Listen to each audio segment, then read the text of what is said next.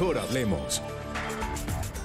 ¿Qué tal? Muy buenas noches, bienvenidos, les saluda de nuevo Claudia Palacios. Estamos ya en Mejor Hablemos, hoy para conversar sobre las exportaciones de Colombia. ¿Cómo estamos en materia de exportaciones? ¿Seguimos siendo muy tímidos? ¿Qué pasa con los empresarios que nos pueden estar viendo, con la gente que tiene en su cabeza la idea de desarrollar un producto para exportar? ¿Qué tan fácil o qué tan difícil es lograr ese propósito? Para esto nos acompaña Javier Díaz, que es el presidente de Analdex, quien empieza además su congreso anual al final de esta semana. Bienvenido. Gracias, Claudia. Muchas gracias por la invitación. Bueno, empecemos hablando de los temas coyunturales. No puedo dejar de preguntarle por el IVA. Ya decía la Andy esta semana que al principio, cuando el ministro Carrasquilla dijo que lo de aumentar el IVA, que le parecía una buena noticia, dijo la Andy, el lunes o martes de esta semana dijo, no, ya no es tan buena noticia. Ustedes como exportadores, ¿qué opinan? A ver, yo empiezo por señalar que para los exportadores el IVA es descontable, es decir, los bienes que se exportan están exentos de IVA, porque se supone que se cobran impuestos donde se consume el producto. Entonces, si yo soy un productor de este pocillo y tengo que comprar la arcilla y esa arcilla tiene IVA, cuando yo lo exporte tengo derecho a que me devuelvan ese IVA, porque el país no puede exportar impuestos. Esa es una regla internacional, no es exclusiva de Colombia, todos los países hacen lo mismo. Entonces, yo diría, para los exportadores esa discusión ni fu ni fa. No es relevante. Pero ahora, para la economía tiene... interna, sí, para la economía interna sí, y nosotros creemos que es un tema que vale la pena analizar. El ministro ha dicho, yo grabo la canasta familiar y después devuelvo. ¿Cómo lo devuelve? Ese creo que es el punto, cómo llegarle realmente a esa gente que está pagando ese IVA. Creo que la forma en que se pueda devolver, la cobertura que pueda tener, creo que allí debe estar la discusión. Pero ¿no ha oído que dentro de ese proyecto de reforma tributaria se puedan gravar las exportaciones o exista esa idea? Eso sería fatal. Ningún país en el mundo hace ese gravamen, porque repito, la regla internacional es los impuestos se causan donde se consume el producto.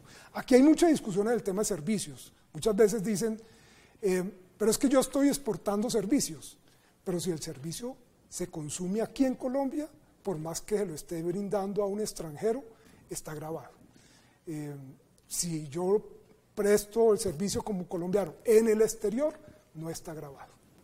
Y así se debe quedar según Analdex. Y así se debe quedar porque si no quedaríamos en desventaja frente a nuestros competidores de otros países que hacen exactamente igual. Bueno, y con respecto a la propuesta de aumentar el salario mínimo extemporáneamente, que es algo que el Centro Democrático le quiere abrir esa posibilidad al presidente, ¿cuál es la opinión de usted? En ese sí, desde un comienzo, cuando conocimos esa propuesta, dijimos no, porque uno no puede cambiar artificialmente los precios de la economía. Nos parece que es un error. Para nosotros sería imposible incrementar los salarios cuando uno tiene que competir en el exterior, incrementar los costos cuando yo tengo que competir en el exterior. Entonces, nosotros desde el comienzo dijimos no. La determinación del salario debe darlo más las fuerzas del mercado, debe darlo más la productividad de la economía. Por eso siempre hemos estado de acuerdo al final del año decir cuál fue el índice de precio al consumidor, es decir, cuál fue la pérdida de capacidad adquisitiva de un salario. Listo, reconozcamos esa pérdida de capacidad. ¿Y cuánto aumentó la productividad de la economía o la productividad laboral? Y reconozcamos eso. En esa fórmula estamos de acuerdo. En esa fórmula estamos de acuerdo. Pero que yo a mitad de año diga, voy a subir los salarios, le estoy metiendo una variable artificial a la economía y eso nos puede causar muchos daños. O sea, ¿usted qué mensaje le da al Centro Democrático que tiene esa idea? No, que yo creo que lo piensen más, pero creo que no es viable crear precios artificiales en la economía. Igual ocurre con el dólar, tampoco conviene crear precios artificiales. Mire que las economías que han creado dólares paralelos o que le han dado un precio artificial al dólar, generan un mercado negro. ¿Cuál es el mercado negro que se genera en el mercado laboral? La informalidad. En Colombia hay alrededor de 1.700.000, 800.000 personas que ganan el salario mínimo, pero hay 1.700.000 que están por debajo del salario mínimo. Cuando usted incrementa el precio del salario de manera artificial, lo que está creando es un mercado negro. La gente se va a la informalidad. Creo que eso no es conveniente. Hemos ganado terreno formalizando el empleo. Cuando se bajaron en reforma tributaria anteriores, bajamos los parafiscales, mire que la gente empezó a formalizar el empleo. ¿Cuántos empleos se perderían si se aumenta el salario mínimo en el sector exportador, ¿no? Si se aumenta el salario mínimo. No, yo no tengo la cifra, Claudia, yo no tengo la cifra, pero lo que sí sé es que la informalidad se puede aumentar. Yo no tengo la cifra, iría mal en sacar una cifra de la manga. Bueno, hablemos de los TLC. El presidente Duque ha dicho, bueno, no vamos a firmar nuevos TLC en este gobierno, y usted ha dicho, no, pues no hay tampoco que botar la llave. Cerrar la puerta y botar la llave. Exacto, pero uno dice, cuando uno conoce algunos sectores de la economía muy golpeados porque no se han podido poner al nivel o aprovechar los TLC que existen, uno dice, pero ¿por qué queremos más? ¿O por qué los exportadores quieren más y no están aprovechando lo que hay? Irrelevante esa pregunta, pero miremos los TLCs.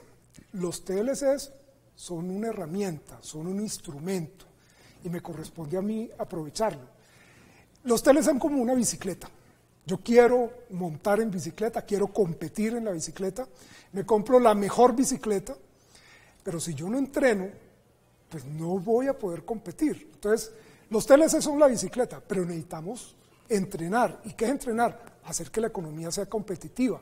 Y en Colombia tenemos unos costos país que nos impiden ser competitivos en el exterior. Y empiezo por señalarle, por ejemplo, Colombia es uno de los pocos países que tiene el tema de narcotráfico. Entonces tenemos el tema de inspecciones a los cargamentos que salen del país. La gente se queja porque cuando abren los contenedores, sacan la carga, dañan los productos. Entonces empieza uno a tener problemas con el comprador. Yo no soy un abastecedor confiable porque los productos llegan claro, pero dañados. Cuando uno ve que carga de cocaína en banano, en piña, pues... Entonces lo que hemos pedido es tecnología, tecnología. Y hay una cosa que estamos trabajando con la DIAN y con la policía y con el ICA y con el INVIMA, que se llama gestión del riesgo. ¿Eso qué implica? Implica que usted trabaje como se trabaja en el sector privado, es decir, conozca quién está al frente de usted. No persiga qué zapatos, qué textiles, qué confecciones, no. Conozca a su cliente. Así se trabaja en el sector privado. Usted, Claudia, va a un banco y dice, señorita, yo quiero un crédito. Le dicen, ¿cuál es su cédula? Y se meten al computador y ven su pasado crediticio. ¿Usted ha tenido crédito? ¿Por qué monto? ¿Cómo lo ha atendido? Con base en ese pasado, podemos predecir cómo se comporta en el futuro. Y darme una mejor o una peor tasa de interés. El tratamiento es diferente y el cupo. Préstamo. Pero entonces usted lo que está diciendo es, señores DIAN, señores INVIMA, no nos pongan a revisarnos a todos y a tratarlos a todos como si fuéramos todos criminales, sino que a los que tenemos buen récord, gestión pues, del riesgo. Pasar más lo fácil. Conozco y le tengo confianza. Lo conozco y no le tengo confianza. O no lo conozco y no le tengo confianza. El tratamiento no es igual. Hay una figura que es el operador económico autorizado que creó la Organización Mundial de Aduanas, que es la máxima categoría de confianza en el nivel aduanero. Desarrollemos esa figura. Mire, en Colombia empezamos ese programa antes que México. México hoy tiene 700 empresas calificadas, nosotros 40. Tenemos que hacer la tarea. Califiquemos esas empresas que todos los días están exportando, que están ahí, que no se van a ir, que tienen unos estándares de seguridad y démosles un tratamiento diferente. Bueno, pero al margen de eso, usted dice no botar la llave, y cuando uno piensa en eso dice, bueno, pero ¿a dónde más, con qué otros países queremos firmar TLC? Si ya tenemos, pues ya tenemos con Estados Unidos y Europa, somos o sea, es más lo que entra de allá que lo que nosotros mandamos para allá. Ya tenemos con Europa, pues ese montón de países. Digamos, con las principales economías del mundo ya tenemos grandes tratados y muchos productores se ven afectados porque ellos sí hicieron la tarea, ellos sí usaron la bicicleta super 5 estrellas que compraron y nosotros no. Entonces, ¿a qué países está viendo usted? No. ¿Con quiénes tendríamos que De firmar? acuerdo en que la prioridad debe ser aprovechar los 16 acuerdos que ya tenemos suscritos, desarrollar una oferta exportable hacia esos mercados. Esa debe ser la prioridad. Pero lo que yo digo es que en política comercial uno no puede cerrar la Pero puerta y dígame botar un la llave país, porque dígame un país en que usted empezamos está diciendo con por Asia. ahí sería bueno. Asia. Solo estamos negociando, tenemos un acuerdo con Corea, estamos negociando con Japón. No ha sido posible cerrar con Japón porque no ha hecho una buena oferta en el sector agrícola. Donde nosotros tenemos posibilidad de exportar a Japón es el sector agrícola agroindustrial. No vamos a exportar Y ellos reciben computadores. un poquito de lo que podemos dar. Y entonces no nos han dado una oferta amplia. O sea, que Lo usted ahí que dan- diría, mejor no negociar eso. no, pero si el día de mañana Japón dice, oiga, le amplío la oferta, le subo lo que usted quiere, le doy lo que usted quiere, ¿no firmamos? Porque yo dije que en 4 años no iba a firmar más. ¿Qué pasa en la Alianza del Pacífico? En este momento estamos negociando con 4 países de los 40 y tantos que están haciendo fila para ingresar a la Alianza del Pacífico. Estamos negociando con Nueva Zelanda, con Singapur, con Australia y con Canadá. Con Canadá ya tenemos acuerdo, quedan estos 3. Claro, hay sensibilidades. La leche con Nueva Zelanda, hay una serie de productos, el azúcar, hay una serie de productos que deberían protegerse o incluso de pronto excluirse de esos acuerdos. Pero ¿qué pasa allí? México, Chile y Perú firman y nosotros no. ¿Nos vamos a quedar por fuera de la Alianza del Pacífico con esos países? Simplemente porque dijimos que en 4 años no Claro, íbamos a pero los firmar. pequeños productores dirán, pues sí, quedémonos por fuera porque eso implica No, pero si usted le acabar si mi usted negocio. le adecúa, Pero eso no ha pasado con los otros mire TLC. qué pasó con Estados Unidos. Y pongamos el ejemplo que usted conoce, el sector avícola. Los cuartos traseros de pollo decían, nos van a inundar de pollo desecho de Estados Unidos. Se programó una desgravación a 20 años, un arancel y unos cupos. Yo le invito a que mire los balances de las empresas del sector avícola. Son los mejores balances que han tenido en su historia. Porque han aprovechado, incluso tienen la red de frío, ellos son los que están importando el pollo. Es decir, no fue la catástrofe que se presagiaba. En el momento se hablaba. Bueno, No, pero porque se protegió, se atendió el sector debidamente. Permítame preguntarle ahorita por otro tema que está en la coyuntura, que es renegociar o revisar, es lo que ha dicho la SAC, el acuerdo con la CAN, con la Comunidad Andina de Naciones, a propósito de lo que está pasando con el arroz. ¿Es momento de renegociarlo? ¿Ustedes estarían de acuerdo como exportadores? Yo no hablaría de renegociar.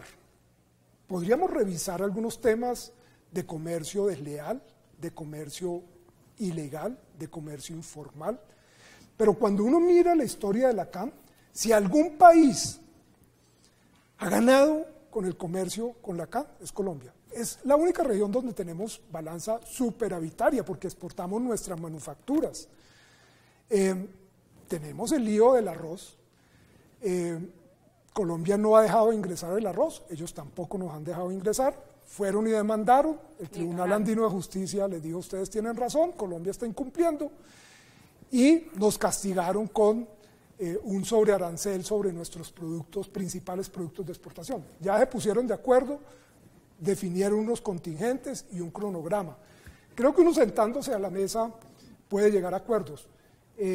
Podríamos revisar algunos temas, pero a mí me da mucho miedo cuando hablan de renegociar, porque nuevamente nosotros hemos sido ganadores en ese acuerdo. Renegociar implica que vamos a dejar de hacerlo. Mire que en estos primeros 7 meses las exportaciones de Colombia a la CAN creció 18%. Uno dice, ¿dónde podemos mostrar esas cifras? En manufacturas. Entonces uno dice, me da miedo. Como renegociar el TLC con Estados Unidos, donde nosotros tenemos un valor agregado del 35% para ingresar nuestros productos a Estados Unidos.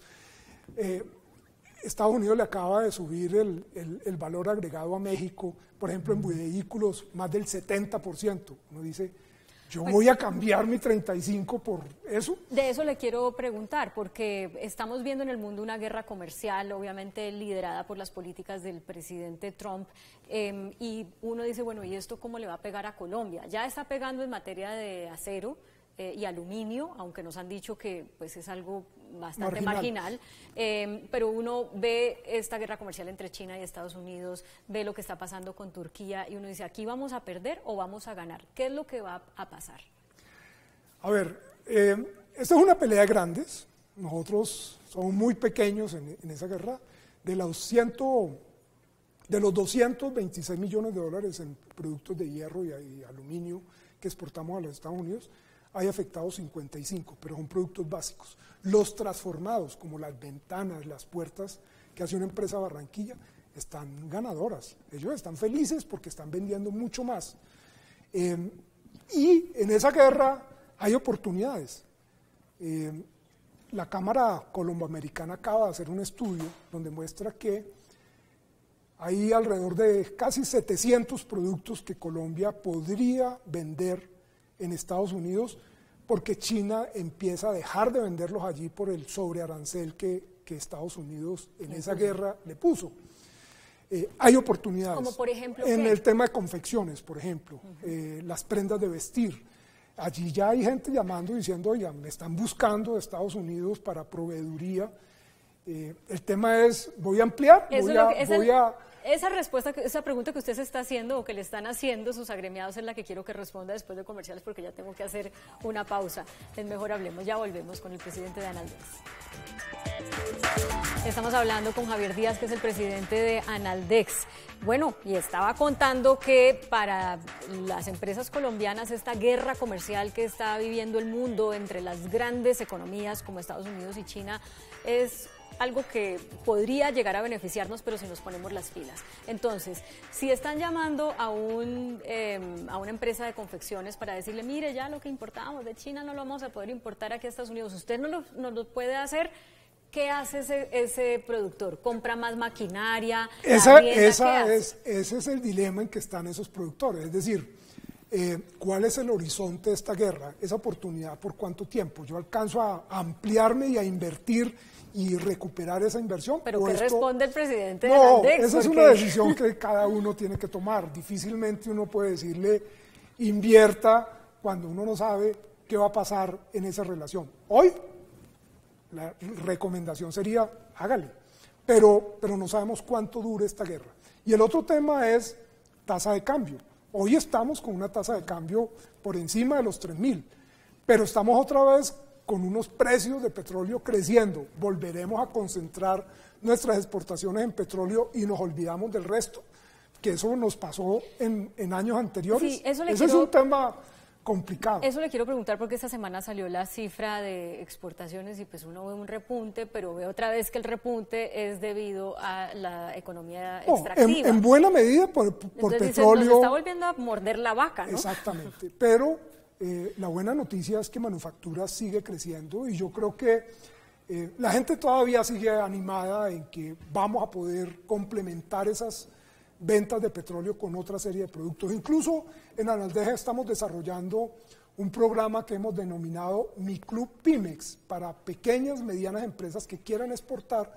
Les hacemos el proceso de acompañamiento para que salgan a los mercados internacionales. ¿Cuánto se demora? Usted ha dicho que se debería poder exportar en ¿qué? ¿48 horas? Sacar un contenedor de la DIAN 48 horas. ¿Cuánto se demora Colombia? Hoy en día 156 horas. Pero tengo casos súper extraordinarios. Tengo una empresa en Cartagena que se demora 45 días por las inspecciones y por los documentos que le piden. Eso es absurdo. Uno así no puede competir. Pero realmente somos tan poco agresivos exportando solamente por eso, o el empresario colombiano en general es un poquito como temeroso. No, indudable. Mire, hay una racionalidad empresarial y es que esto se hace para ganar plata. Yo gano plata afuera o en el mercado local. Tenemos 50 millones de consumidores. Si yo tengo un mercado local atractivo, rentable, porque está protegido, porque esta economía sigue siendo cerrada, ¿yo para qué me voy a arriesgar afuera? Vendo aquí. Esa es la mentalidad de la gente. Lo que hay que romper eso. ese es un riesgo, este mercado puede sufrir, lo vimos en el pasado. O sea, usted le está, pongamos el ejemplo de los arroceros, usted le está diciendo a los arroceros, ahorita que están sufriendo porque tienen enormes existencias y van a entrar más de afuera, desarrollen ese producto y exporten otra cosa que no sea el grano de arroz. Yo creo que en la medida en que uno pueda darle mayor valor agregado al producto, empieza a generar un mejor precio. ¿Por qué somos tan, no sé si la palabra es poco creativos en eso? Porque uno ve, por ejemplo, las barras de cereales, de frutas que les está yendo bien a quienes exportan y van a Whole Foods en los Estados Unidos y demás. Y uno dice, bueno, qué bonito Hay eso. un tema de productividad, pero es que en ese tema, particularmente del arroz, Claudia, hay una estructura de costos que es complicada. Si yo quiero sembrar arroz, en el Espinal, no he sembrado un grano, pero el arriendo de la tierra me vale más de 2 millones de pesos. ¿Y entonces ya arranco con un tema de costos. Pero en todas partes del mundo la tierra tiene un valor. No necesariamente, entonces, porque en muchas partes del mundo son los propietarios quienes cultivan. O sea, usted lo que está diciendo en ese momento es... La estructura de costos nos lleva a que no seamos productivos. Bueno, entonces hablemos del proyecto de tierras que el gobierno Santos no presentó. ¿Qué es lo que ustedes como exportadores le piden ahora al gobierno Duque que incluyan ese proyecto de tierras para atacar ese ejemplo que usted acaba de poner? Lo fundamental allí es seguridad jurídica. Seguridad jurídica en la tenencia de la tierra. Lo que vimos en la altillanura, gente llegando de afuera o gente con grandes capitales aquí, que querían invertir en grandes proyectos orientados a la exportación. Pero aquí le dijeron, usted no puede unir unidades agrícolas familiares. Entonces, ¿cómo hago yo para desarrollar un proyecto con miras al mercado internacional en una unidad agrícola familiar? No, yo necesito grandes extensiones de tierra para hacerlo. Entonces... Pero entonces quiere decir que la propiedad de la tierra solamente puede ser de los grandes capitales. No, porque no necesariamente esos proyectos tienen que estar asociados a propiedad. Si el gobierno tiene baldíos, entréguelos en comodato a esos proyectos. No estamos hablando de la propiedad, pero también todo el tema de asociatividad. Ahí en el tema de Palma, por ejemplo, hay un buen ejemplo de asociatividad. No solamente son los grandes capitales, sino que han vinculado a pequeños y medianos productores que tienen tierra a desarrollar proyectos asociativos. La tierra es una talanquera, la seguridad jurídica alrededor de la tierra. Pero mire, el ministro de Comercio está diciendo que al final de este gobierno las exportaciones no relacionadas con la minería extractiva deben llegar a 25.000 millones, ¿fue que dijo?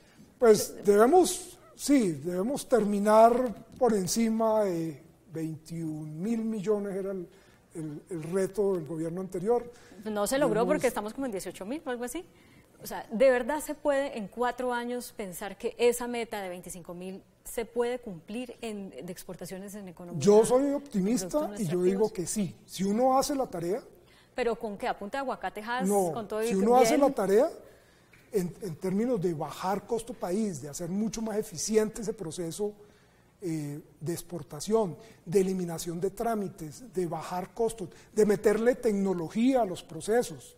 Es que en el tema de tecnología, plataforma electrónica, la DIAN no la tiene. Entonces seguimos con papeles.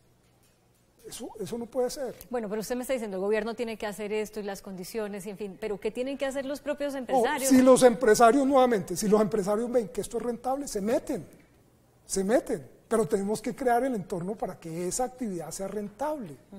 ¿Qué otros productos, aparte de estos que ya están teniendo pues cierto auge, como el aguacate Hass que acabo de mencionar, son a los que Colombia debería apostarle siempre y cuando se den todas las condiciones? Mire, en la parte agrícola particularmente nosotros estamos trabajando todo el tema de frutas, no solamente la uchúa, que alguna gente la mal veía, y la gulupa. ¿Tú la conoces, la gulupa? Sí, bueno, sí. 35 millones de dólares en gulupa exportamos el año pasado. Esa frutica, 35 millones.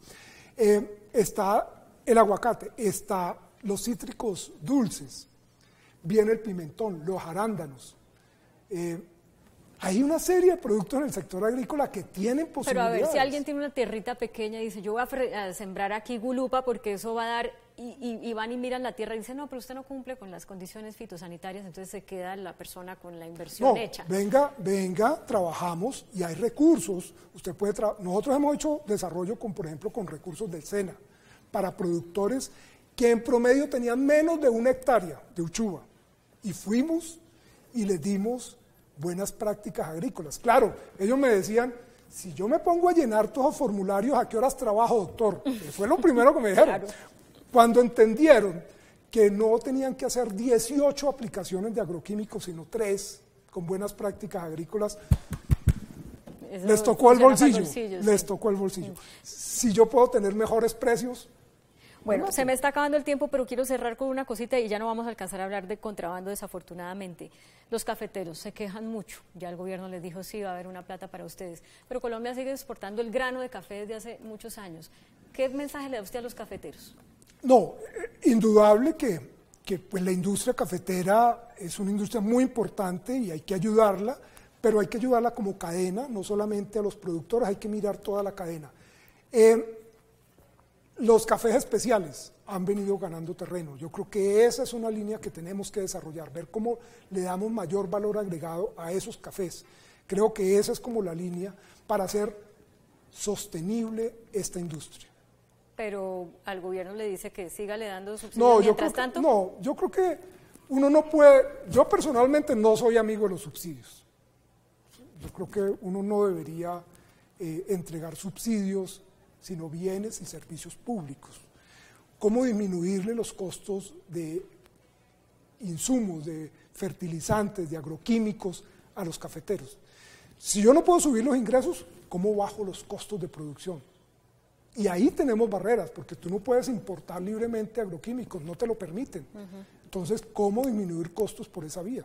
Bueno, se nos acabó el tiempo, desafortunadamente sé que se quedan muchos temas por fuera, pero esto es un abrebocas al panorama que tiene Colombia en materia de exportaciones. Mucha suerte en el Congreso. Muchas gracias, Claudia. Es Javier Díaz, el presidente de Analdex. Muchas gracias a ustedes por acompañarnos. Nos dejamos como siempre con el adelanto de las caricaturas que serán publicadas mañana en El Tiempo Impreso y en eltiempo.com. Feliz descanso.